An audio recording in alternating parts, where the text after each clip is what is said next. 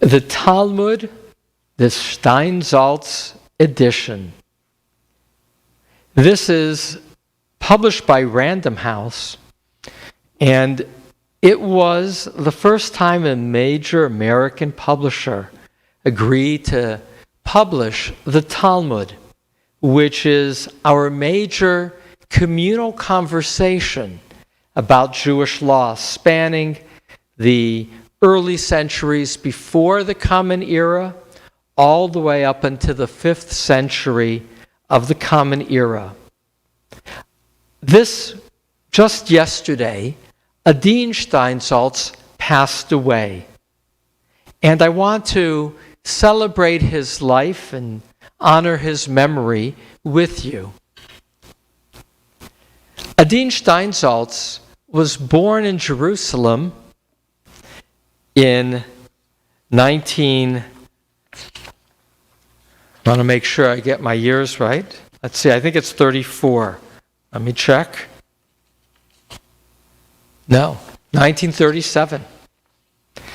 He was born in Jerusalem in 1937, meaning he was 83 years old in his passing, to secular parents. But his father wanted his son to have a well-rounded education, and even though he was not religious, starting at the age of 10, he sent Adin, whose name means delicate, to study traditional Jewish text. Adin Steinsaltz, already as a young man, had an uncanny ability to absorb information. And as a teenager, now more fully immersed in Jewish learning, he would become a religious young man. By the age of 23, he became Israel's youngest school principal, became an educator. And starting in 1965, with the slogan, "Let my people know," he began to translate the Talmud. It would be a project that would span 45 years. He would first translate the Talmud into Hebrew, and mid-stride in that translation, it would then get translated by Random House into English. It wasn't a big seller, so after about the 6th or 7th volume in English, Random House stopped. But he completed all of it in Hebrew. Much of it was translated into Russian. And in more recent years, Koren, an Israeli publisher who does beautiful work, would complete the translation and do it from scratch in a beautiful binding, but more. What Adin Steinsaltz did is he not only translated, he wrote a commentary, and the commentary would include pictures so people could see an object that was being discussed. It's a tour de force of achievement.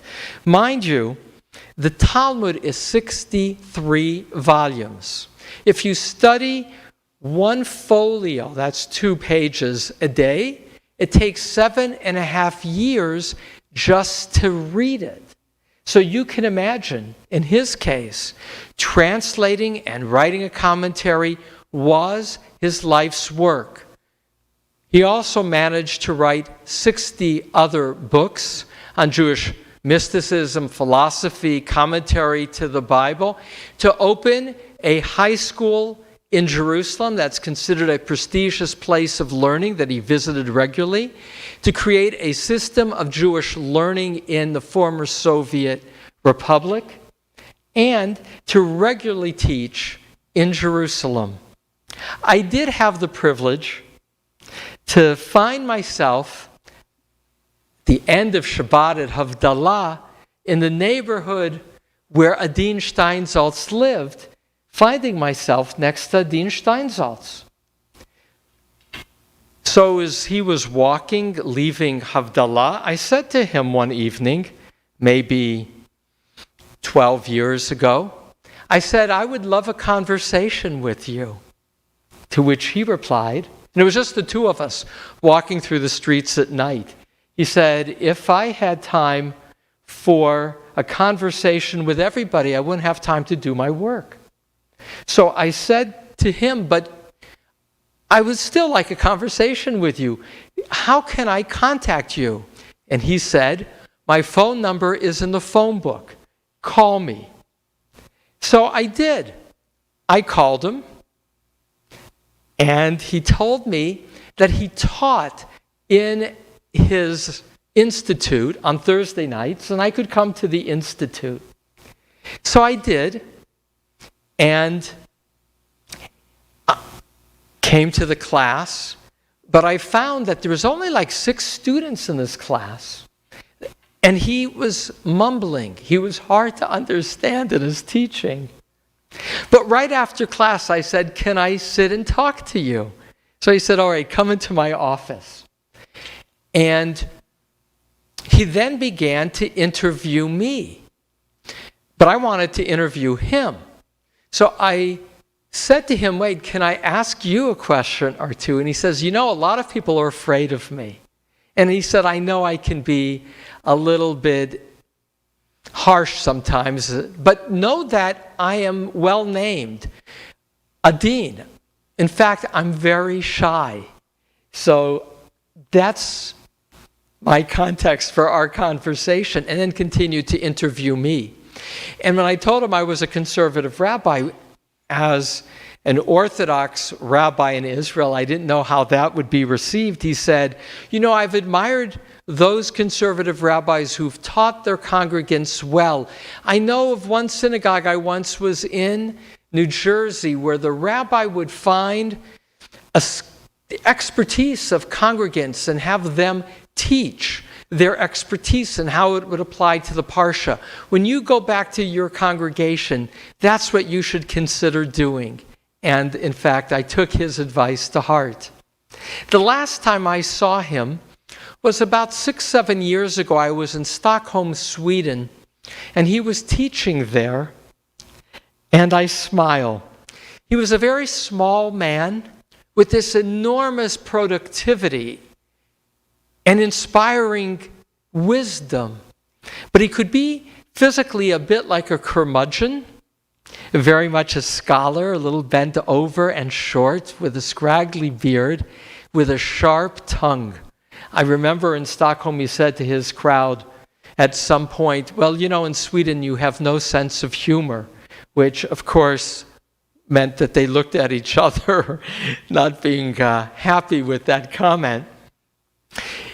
And at the same time, he was a privilege to have met and to have been with him at other Havdalahs afterwards in Jerusalem, to have davened with him in the Shtiblich in Jerusalem, watching him in the Hasidic practice change his tefillin in the morning. He, Newsweek said, when he finished his Hebrew translation 15 or 20 years ago, said that he is the Jewish scholar of the Millenium. Rashi lived in France 1040 to 1105 and wrote a commentary to the Talmud. Since then, no real complete commentary until this great man in our midst, Adin Steinsaltz. Adin Steinsaltz, who preferred to use toward the end of his life the name Even Yisrael instead of Steinsaltz, the Stone of Israel. And indeed, we live in remarkable times of a flowering of Jewish learning. Let my people know was his slogan. For he felt that for the Jewish people to remain passionate required a quality of literacy, of access to our sacred conversations.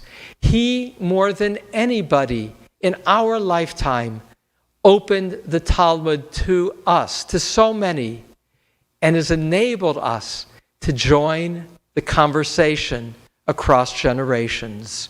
Ribono Shalom, Master of the Universe, to have been in the presence of Adin Steinsaltz for those times I was, each time, was a privilege that I felt elevated by.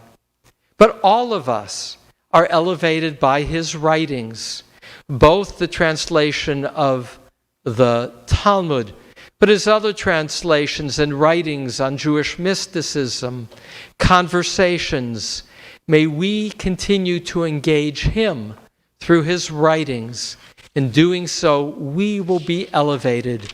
May his memory endure for us, Adin, Evan Yisrael Steinsaltz, as a blessing. Amen. Amen.